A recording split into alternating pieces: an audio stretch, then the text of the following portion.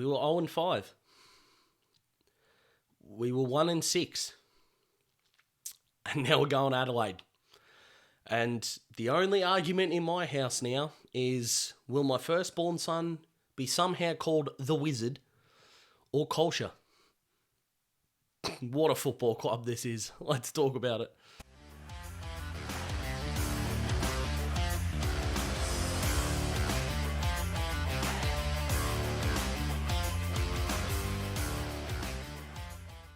Nothing about this is scripted, ready. I have no other laptop on. I have nothing else. This is the game finished 25 minutes ago. I had my last can about an hour and a half ago, maybe an hour ago. So this isn't scripted, written. It's probably going to be unhinged in parts, but wow seems to be the word that's coming to mind so much. And the one that just keeps coming back to me, and I think it's coming back to a lot of Hawthorn supporters, because how the hell did this happen? And the answer to that is long, feverish, and complicated, but all in all, on the night, without even going down a retrospective path, it came about with kicking the rust and going back to your identity. Manic pressure around the ball, forward momentum, but the finals lift on the finals raising of expectations was non-existent, really. And that was what was so amazing. 12 scoring shots and 7 goals, 5 from 2 first-year players is simply extraordinary. And I'll go through the list one by one for this game. I will, absolutely. But that Sam Mitchell is a genius. Absolutely. He is coach of the year, coach of the frickin' decade, as far as I'm concerned. Words aren't a struggle. It's the articulation of the supreme pride, satisfaction, spite in some cases, you know, whether it was those in the media or even social media that were thinking of things like Hawthorn needing priority picks after being 0-5 and the ridicule that had gone through the club in a post-Alistair Clarkson era. So there's a bit of that in there that's bubbling to the surface, and that aforementioned wow and the aforementioned pride are just rolling over each other, that accumulated in a 2-hour performance that was wasteful at times, that was messy in big periods, that had senior players play not very well, and a game where you could see a lot of improvement on the horizon that equated to a 6-goal win against a good opponent. And by the way, Bulldogs fans, I'm sorry that this isn't about you at all, or you might be happy about that, potentially. I don't know if you're watching this, putting yourself through this torture as well as the game. I will say this, though, that I have a suspicion, I have a feeling that Luke Beveridge is going to get a lot of heat for this, because he gets a lot of heat for all of the Bulldogs' losses. Some rightly so, some not rightly so. And you think to yourself, well, what levers can he pull? I don't reckon one of them was the All-Australian captain and the supposed golden boy of leaders in this competition, having 9 disposals in the first 3 quarters. So all I'm saying is, can we shift some of the responsibility to the on-field leaders instead of the off-field one? And let's go back to the Hawks. Because, yeah, I'm going to talk about all of them that I can remember off the top of my head, and I'll do it in jumper number order. So, Harry Morrison as the winger that played boundary side, did his job, wasn't spectacular, was nowhere near bad. He was fine. Jai Newcomb had more disposals in the third quarter than the Bont did in the first 3 quarters. And sure, his last quarter maybe wasn't perfect. The prick had 30. The Prince of Poowong himself had 30 at 3-quarter time and tore the living piss out of a midfield that had Bontempelli, first time All-Australian Adam Treloar, and had one of the most underrated midfielders of the last 4 years, Tom Liberatore. And he was the best midfielder on the ground. And there is now no argument you can make, nada, zero, none, as to why he isn't an A-grade midfielder. And that's not just from me sitting here on my high horse. I didn't have Jai as an A-grade mid going into the year. I didn't have Jai as an A-grade mid at the bye section of the year. You make your reputation in finals, and I don't think any one person's reputation this final series so far, that includes the Port Geelong game, has been enhanced more than Jai Newcomb's has. Simply extraordinary. The leadership and the solidarity of the Hawthorn back 7, even 8, was exemplary. And Jarman Impey was a massive reason for that.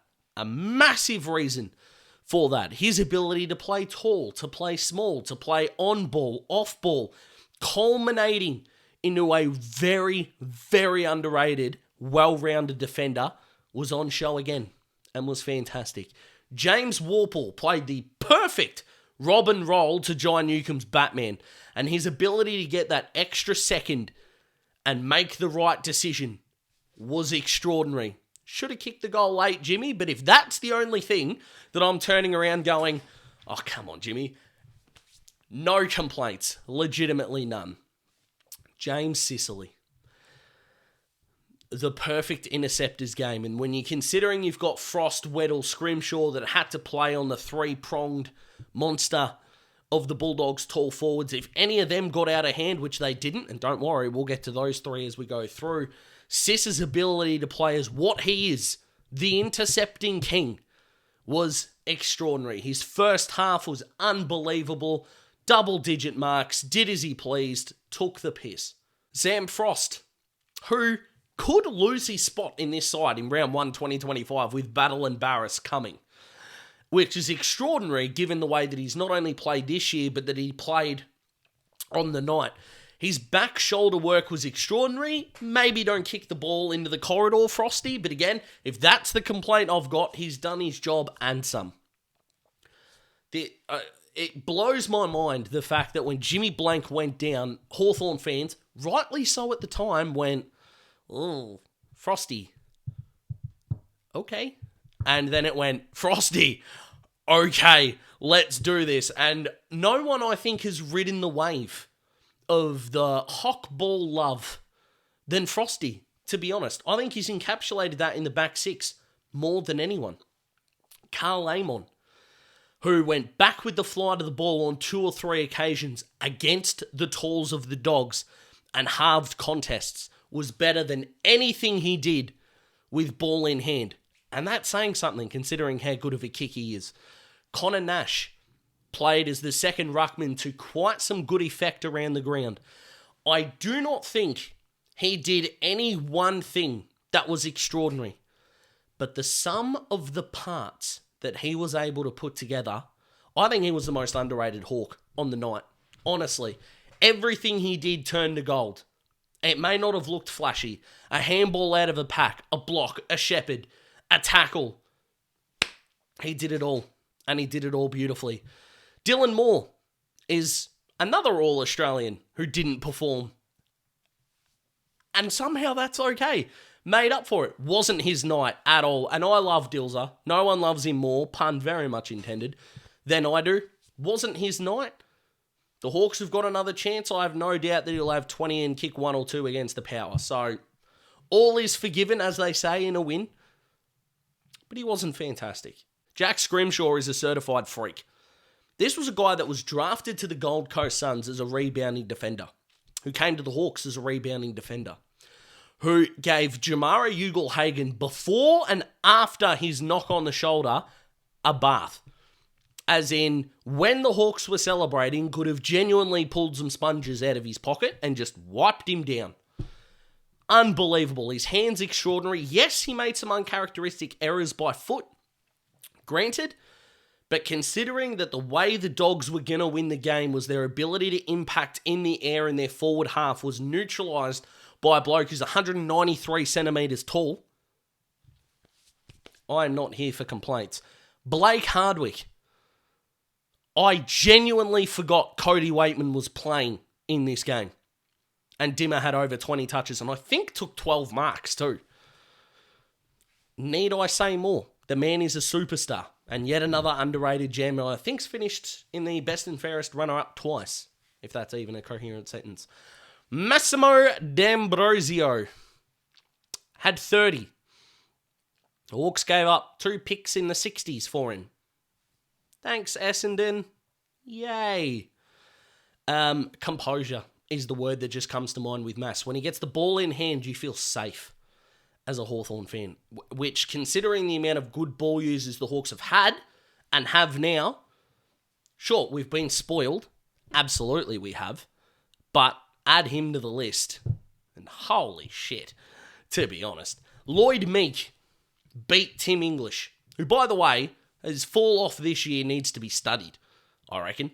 Because what has happened to Tim English? Well, getting pantsed by Lloyd Meek in a final is what happened to Tim English. Because the block that led to his goal was nonsense. But, if I'm being honest, the Hawks did get the rub of the green from the whistleblowers from that moment onwards. Wasn't the reason we won.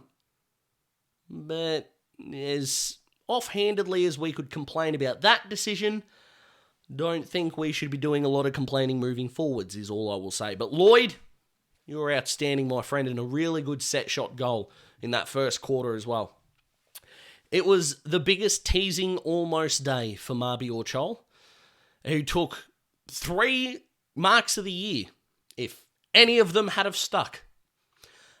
He took too much time in deciding to snap a goal and ended up missing it, which was unfortunate, but I thought his field kicking was relatively good, and he always looks like he's going slower than the game is, but it worked to our advantage. Wasn't his day. We'll be hoping for a better performance next week. I didn't think he was weak at all. Rory Lobb did take, I think, 6 intercept marks, which was awesome for Rory, and he did play well. But I don't think Mabs was embarrassed by any sense. Jack Gunston made Liam Jones a non-factor. Did the same thing to Sam Taylor. Did the same thing the next week against the opponent that I'm now forgetting, and made them look useless. I'll put the team down here probably. Why can't I remember who it is? Carlton. Wiedering. Did it to Wiedering. My goodness. There you go. And did it to Liam Jones. A really good snap around the corner. And there was a period of that third quarter where the doggies were coming hard. And the ball just got kicked to the wing. Gunners only had Jones by a step and a half, but the vice-like hands in that contest was extraordinary. Extraordinary. Luke Bruce coming on as the sub, and he did a couple of things really, really well. I wish he had kicked the goal, hit it a bit skinny. His first contest as the sub, though, ball was kicked into the corridor, and he halved a 4-on-1 contest in the corridor. Plays game 300 next week, Punky. We just have to win it for him and take on a New South Wales team in a prelim. Surely. Joshy Weddle. He had a very good game back shoulder-wise against Norton and Darcy. Didn't have to do a whole lot offensively. That's okay. I thought he still gets a big tick, in my opinion. Josh Ward should never kick on his right foot again. And as the guy coming in, I think I could understand big time him being the big worry. He held his own. He really did. Did he make some mistakes? Yes. I think he did some things, though, that were extraordinarily good. His kicks from centre to the forward, so being that connection piece, a couple of them especially to Newcomb, which would have set up an extraordinary second goal for Jai, was exemplary. So I think Josh Ward gets a tick tonight. I really, really do. I thought he was awesome. Connor McDonald was perfect. As a half forward, can't get much better than that. Couple of goals, 20-odd disposals. Did everything you would want to do. The Doveton Flyer took his chances and looked really composed. Had some more centre bounces, which I enjoyed in this game as well. Finn McGuinness, he was quiet, kicked the sealer, but what he did afterwards was as important, where he went back with the flight of the ball and halved the 50-50 contest. The game was done. And the fact that he still went back and did that showed a hunger within that bottom 4-6 players that they know their spot is up for grabs. And he didn't want to let it go. And it would have made the 37-point margin probably 31. Doesn't make a difference. There's no percentage in finals. But there was extra percentage in the effort. And that was extraordinary. Jack Ginnivan's second quarter was amazing. Genuinely amazing. As he took the centre forward role personally. Loved the cracking a beer celebration because get absolutely stuffed Anyone who thinks him going to the pub the day before, getting home by 9 o'clock, is a problem. Seriously, up yours. And thanks, Collingwood. Equivalent of pick 33 for him. Going beautifully. And that second round pick that we gave to you is only getting worse and worse for you. So, massively appreciate that, as we do with Marby Orchol, Massimo D'Ambrosio. And look, all of the guys, I know Carl Amon was a free agent as well, but Jarman Impey we got from Port, that didn't hurt us. And even if you're thinking the Chad Wingard trade hurt us, it really didn't. Hawthorn have not really got a trade wrong for a while. A trade, not a free agent acquisition. Keep that in mind. So from there, the Wizard kicked 4, career high. Anyone with an ounce of patience told you the Wizard was coming. And then he kicked the sealer against the Dockers, and it was all building up to a performance like this. Took his chances, tried to get a bit of extra distance with his one set shot, but his other 3 were spot on. And it's a joy to watch this guy play. And believe it or not, my favourite thing he did all day was the rundown on Bailey Dale. The second best thing that he did was the rundown on Jack Macrae in the last quarter. The kick still got away. In fact, I think it might have been Bailey Dale again, where they still got the kick away, but it was off the side of the boot. The Hawks rebounded in that third quarter, and everything was okay. And then we get to Kalsha. Oh, Kalsha. What a man he is. 3 goals, 4, and genuinely could have kicked 6. And we are watching the birth of one of the better footy stories because of what's happened with his dad. The fact that even when he was drafted, recruiters went, well, he's too raw to play anyway. The fact that Hawthorn fans were thinking, let's just give him a chance when he debuted. There's something here. There's an animal competitor in here. And then that goal from the boundary line, it was unreal. It was unbelievable. So was this performance. The Hawks hunted the ball. Contested possession was up. Lost clearance convincingly in the first half. Didn't stop us. Sicily amazing. Newcomb amazing. Everyone amazing. Really. And then what from here? Port Adelaide crumbled against the Cats. And I don't think there should be any kind of false over-optimism going into that game. I really don't. But they look gettable. Port do. Adelaide Oval doesn't hold any fears for us at all. Did what we did against the Crows. Should have beaten the Pies there earlier in the year. Should have beaten Port earlier in the year. The ground means nothing to us. And if Port are going to let their opponents inside 50 as much space as they gave Geelong, imagine what Dylan Moore's going to be able to do. Imagine what Jack Ginnivan's going to do. Imagine what Nick Watson's going to be able to do. Imagine what Connor McDonald's going to be able to do. Just imagine what these Hawks could be able to do moving forward. So there are my initial thoughts. Comment below. Let me know. Like the video if you like the video. Subscribe if you haven't already. Because why the hell wouldn't you? And look after yourselves, you absolute legends. And we are a happy team of Hawthorn.